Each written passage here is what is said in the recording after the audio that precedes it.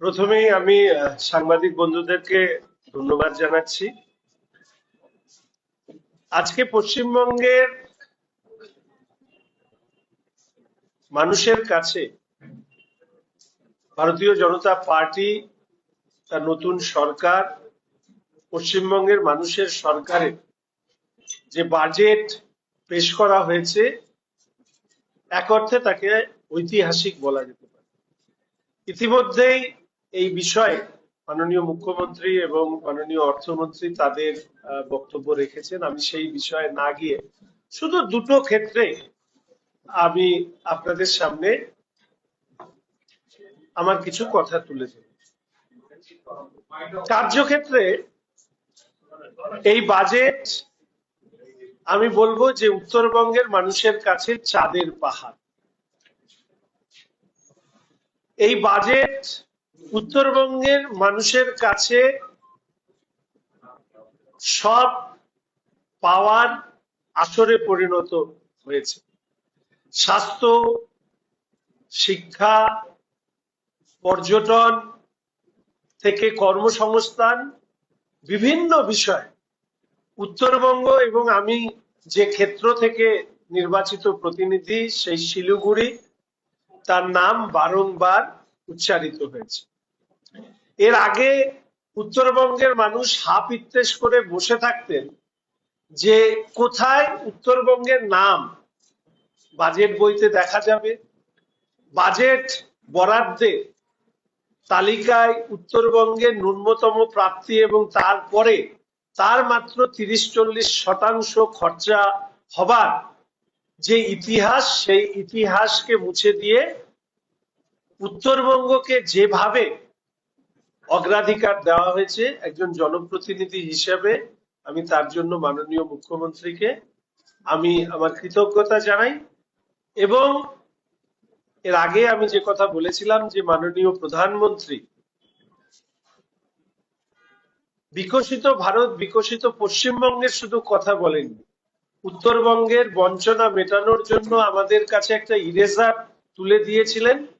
যে ইরেজারে আমরা বলেছিলাম যে আমাদের নতুন সরকার এই বঞ্চনা শব্দটিকে মুছে দিয়ে বিকাশ এই শব্দটিকে লিখে দিতে সক্ষম হবে। আজকে এই বাজেট সেই দিশা নির্দেশ করেছে। সব পেয়েছি আসরে উত্তরবঙ্গের একজন মানুষ হিসাবে আমি মাননীয় মুখ্যমন্ত্রীকে ধন্যবাদ জানাচ্ছি, কৃতজ্ঞতা জানাচ্ছি। একই সাথে ধন্যবাদ কৃতজ্ঞতা জানাচ্ছি মাননীয় অর্থমন্ত্রীকে, তার পেশ করা বাজেটে উত্তরবঙ্গ যে গুরুত্ব পেয়েছে, উত্তরবঙ্গের মানুষ, ভারতীয় জনতা পার্টি তার প্রতি বরাবরই সহানুভূতিশীল সমর্থন জুগিয়েছেন। এক্ষেত্রে বলা যায় যে এর আগে উত্তরবঙ্গের মানুষের উত্তর না দিতে পেরে কিছু সময় স্বাস্থ্য উদ্ধারের জন্য প্রাক্তন মুখ্যমন্ত্রী উত্তরবঙ্গে যেতেন বইকি, কিন্তু তিনি যে প্রতিশ্রুতি দিতেন সেটা ছিল প্রতারণারই নামান্তর। সেটা বারংবার এর আগের মুখ্যমন্ত্রী প্রমাণ করেছেন। বর্তমান মুখ্যমন্ত্রী শ্রী শুভেন্দু অধিকারী মহাশয় উত্তরবঙ্গের মানুষের জন্য যে সংকল্প গ্রহণ করেছেন, সেই সংকল্প পূরণের পথে আজকে আমাদের সম্মানীয় অর্থমন্ত্রী শ্রী স্বপন দাশগুপ্ত মহাশয়ের যে বাজেট, সেই বাজেটের প্রতি ছত্রে ছত্রে সেটা ফুটে উঠেছে। আমি অত্যন্ত আনন্দিত যে আমাদের পর্যটন দপ্তর, যে কথা বলেছি যে মাননীয় প্রধানমন্ত্রী বলেছিলেন যে পর্যটন হচ্ছে one of the hidden strength, যেটাকে বিশ্বের সামনে তুলে ধরা হবে ভারতবর্ষের সরকারের ক্ষেত্রে। এবং আপনারা যদি দেখেন পর্যটনকেও ঠিক একইভাবে গুরুত্ব দেওয়া হয়েছে। সেখানে বাঙালির মননে হৃদয়ে থাকা দুর্গাপুজো থেকে শুরু করে আমাদের দার্জিলিং, যেটা ইস্টার্ন হিমালয়ের একটা অপরূপ শোভা বর্ধনকারী সংকল্পপত্রে যেখানে বলা হয়েছে যে দার্জিলিংকে গ্লোবাল ট্যুরিজমে অন্তর্ভুক্ত করা হবে। আমরা বলি হোয়েন নেচার মিটস অ্যাডভেঞ্চার, তার একটা পারফেক্ট এক্সাম্পল হচ্ছে দার্জিলিং। এর পাশাপাশি সুন্দরবন, দীঘা সহ যে বিষয়গুলো পর্যটনে আমাদের সংকল্পপত্রে উল্লেখিত হয়েছে, যা আমাদের ভাবনা চিন্তার মধ্যে ছিল, তাকে সে ওয়েলনেস সেন্টার থেকে শুরু করে বিভিন্ন বিষয় পর্যটন এই বাজেটে উল্লেখিত হয়েছে। আমি মনে করি একজন প্রথম এই দপ্তরের দায়িত্ব পাওয়ার পরে সম্মানীয় অর্থমন্ত্রী যে বাজেটে যে বিষয়গুলোকে উত্থাপিত করেছেন, সংকল্প পত্রে যে দিশা দেখানো হয়েছে, সেইগুলোকে নিয়ে কাজ করবার মধ্যে দিয়ে আমাদের পশ্চিমবঙ্গের পর্যটনকে বিশ্বের পর্যটন মানচিত্রে তুলে ধরতে আমরা সক্ষম হব, এই আশা আমি রাখি। পশ্চিমবঙ্গের মানুষের যে প্রত্যাশা পূরণ করবার যে দায়ভার আমাদের উপরে বর্তেছে, এবং ডাবল ইঞ্জিনের সরকার, যে সরকারকে নিয়ে মানুষ তার প্রত্যাশার জাল বুনেছে, আজকের বাজেট ঐতিহাসিক এই কারণে সেই প্রত্যাশার জালকে পরিপূর্ণ করবার ক্ষেত্রে এই বাজেট একটা অত্যন্ত গুরুত্বপূর্ণ পদক্ষেপ বলে আমি মনে করি। প্রাথমিকভাবে এই মুখবন্ধ শব্দবন্ধের মধ্যে দিয়ে আমি আমার কথা আপনাদের সামনে রাখি।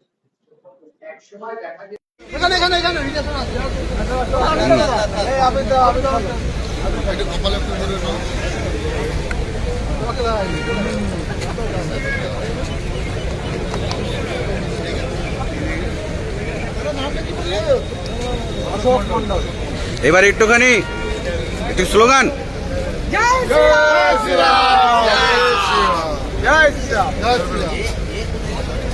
মিষ্টি খাওয়া হবে না? মিষ্টি খাওয়া হবে। আগে আমরা আমাদের দুটো কর্মসূচি আছে, আমরা করে নিয়ে তারপর আমরা নিজেদের মধ্যে মিষ্টি বন্টন করবো।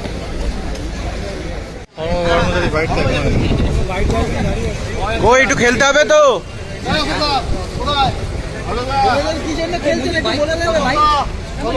লিখে দে লাইভ বলুন কিসের জন্য লাইভটা করবি একটু বলুন একটু মুজি ভাই এই ক্যামেরায় যাবে ক্যামেরা কেন ছুটছো তোমাদের না সত্যি রিয়েলি আজকে আমরা খুব উল্লসিত আনন্দিত।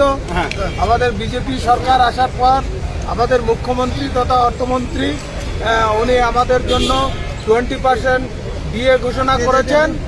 আমরা দীর্ঘদিন বঞ্চিত ছিলাম আগের সরকারের আমলে, আমরা তাই এখন অনেক আনন্দিত। দাদা আপনারা কারা সেটা বলবেন তো? আমরা সরকারি কর্মচারী ওদের ক্যামেরার পেছনে সংগঠনের নাম সরকারি কর্মচারী পরিষদ। দাদা আজ এখানে ছিল না, দাঁড়া না আজ আন্দোলন করেছে এভিডেন্স দ্যাট ইজ টাকা আপনারা খরচা করতে পারতেন না, সেই ব্যাপারে সাহায্য করতে পারবেন। মানে আপনি স্কিম করেছিলেন, সেই স্কিম বাতিল করা হচ্ছে। এখন 1 কোটি টাকা খরচ সরকার, এইটাকে নিয়ে আপনারা ব্যক্তিগতভাবে আমি এই প্রশ্নে দুটোই কথা বলবো।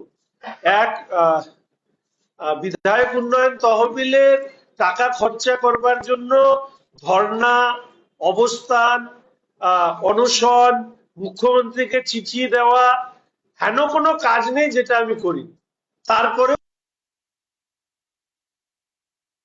প্রতিবন্ধকতা তৈরি করা হয়েছিল। আমাদের মাননীয় মুখ্যমন্ত্রী যে সরকার পরিচালনা করছেন পূর্বতন সরকারের সাথে, তার যদি আমরা পার্থক্য খুঁজে দেখি, তার প্রথম পার্থক্যটাই এখানে যে রাজনীতিতে বিরোধীদেরকে সম্মান দেওয়া। তিনি তার প্রশাসনিক সভার মধ্যে দিয়ে তাদের ডাকা এবং তাদের অংশগ্রহণের মধ্যে দিয়েই তো তিনি এই রাস্তাটা দেখিয়েছিলেন। আজকের দিনে দাঁড়িয়ে আমাদের সরকার, আমাদের অর্থমন্ত্রী এবং আমাদের মাননীয় মুখ্যমন্ত্রী দৃষ্টিভঙ্গি বা যে দিশা দেখিয়েছেন, সেখানে এই 1 কোটি টাকা যাতে সমস্ত স্তরে শাসক বিরোধী তারা যাতে স্বচ্ছতার সাথে সরকারি নীতি মেনে দ্রুত খরচা করতে পারে, এবং আমাদের মতন তৎকালীন বিরোধী অবস্থায় আমাদের মতন সুকতলা ক্ষয়ে যাতে না যায়, তার জন্য আমাদের সরকার নিশ্চিতভাবে দায়বদ্ধ থাকবে। এবং এই প্রসঙ্গে বলে রাখি, এই উত্তরবঙ্গের বিভিন্ন দাবি দেওয়া নিয়ে এই আম্বেদকর মূর্তির নিচে দাঁড়িয়ে কতদিন ধর্ণা দিয়েছি, বৃষ্টিতে, অঝরে বৃষ্টি, সে তার মধ্যে দাঁড়িয়ে এখানে অবস্থান করেছি, ধর্ণা দিয়েছি। আজকে নিশ্চিতভাবে আমাদের সম্মানীয় অর্থমন্ত্রীর পেশ করা বাজেট আমার কাছে অত্যন্ত ভালো লাগার বাজেট, যে উত্তরবঙ্গের মানুষের কাছে আমরা যে দায়বদ্ধ, সেই দায়বদ্ধতা পূর্ণ করবার ক্ষেত্রে এই বাজেট সহায়ক। এটাই আমার প্রাথমিকভাবে প্রতিক্রিয়া।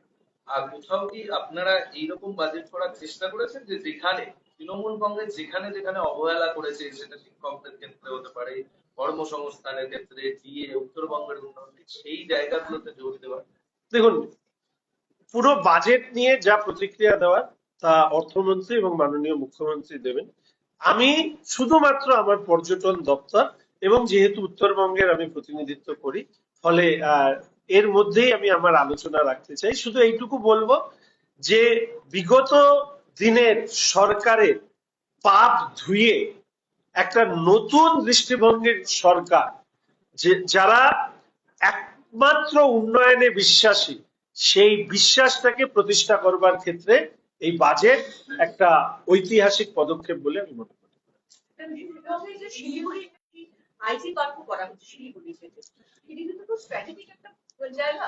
তাহলে কি মনে হয় যে কার্যত তো উত্তর পূর্বের একটা অন্যতম গুরুত্বপূর্ণ জায়গা হিসেবে শিলিগুড়ি আগ্রহী হতে চলেছে? আপনারা যদি খুব খেয়াল করেন যে আমার বক্তব্যের মধ্যে আমি বারবার করে বলেছিলাম এর আগে যে উত্তর পূর্ব ভারতের 4.5 কোটি মানুষ, আমাদের উত্তরবঙ্গের 2.5 কোটি মানুষ, এই 7 কোটি মানুষকে ক্যাটার করবার জন্য আমাদের শিলিগুড়ি একটা অত্যন্ত স্ট্র্যাটেজিক্যাল পয়েন্টের উপরে দাঁড়িয়ে আছে।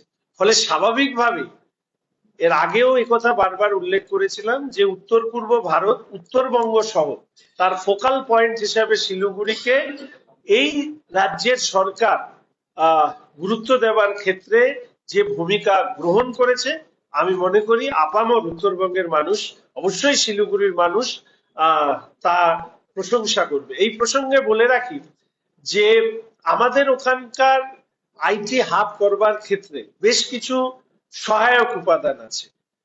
ভাষাগত সহায়ক উপাদান থেকে শুরু করে আরো বেশ কিছু সহায়ক উপাদান থাকার জন্য সেখানে পরবর্তীকালে আমরা একটা বড় ধরনের আইটি হাব গড়ে তোলা এটা সম্ভব, এবং তার সূত্রপাত আজকে বাজেটের মধ্যে এটাকে সংস্থান রাখা হয়েছে। আমি আশা রাখি যে শিলিগুড়ি সহ উত্তরবঙ্গের মানুষের প্রত্যাশা পূরণ করবার ক্ষেত্রে যে logistic hub, IT, wellness centre, নানাভাবে শিলিগুড়ির নাম বারবার করে উঠে এসছে। তো স্বাভাবিক আমাদের পশ্চিমবঙ্গের দ্বিতীয় গুরুত্বপূর্ণ শহর হিসাবে চিহ্নিত শিলিগুড়ির মানুষের কাছে এটা অবশ্যই আনন্দের হবে বলে আমি মনে করি। আজকের বাজেটে উত্তরবঙ্গের জন্য, বিশেষ করে পাহাড়ের জন্য একটা বিশেষ বিষয় সামনে এসেছে, সেটা হচ্ছে পাহাড়ি ঝর্ণা বা ঝোড়া। এটার বিষয়তে আগে কোন সরকারই কখনো ভাবেনি। এটাকে আপনারা কিভাবে নিয়ে আসবেন, মানে হঠাৎ করে কেন ঝোড়াগুলোকে ব্যবহার করবো? প্রথমত আমি বলছি, এখন আমাদের দপ্তর বন্টন হয়ে গেছে। আমি সব দপ্তরের প্রশ্নের উত্তর দিতে আমার পক্ষে একটু অসুবিধা। আমাদের তো একটা ক্যাবিনেটেরও শৃঙ্খলা থাকে। শুধু এইটুকু বলি যে তো আমরা প্রত্যেকেই জানি যে পানীয় জলের একটা সমস্যা আমাদের পাহাড়ে আছে।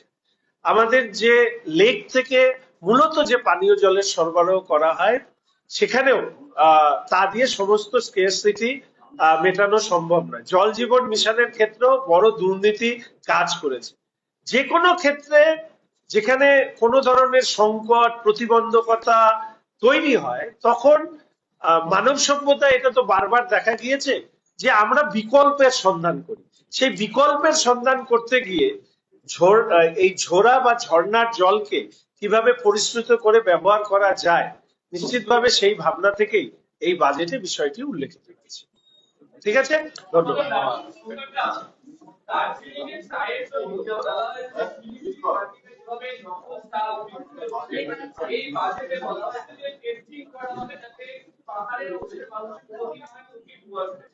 ব্র্যান্ড দার্জিলিং টি এর একটা আলাদা সুনাম বিশ্বজোড়া আছে। সেই বিশ্বজোড়া সুনামকে ধরে রাখবার জন্য রাজ্যের সরকার যা যা ব্যবস্থা নেওয়ার সেটা।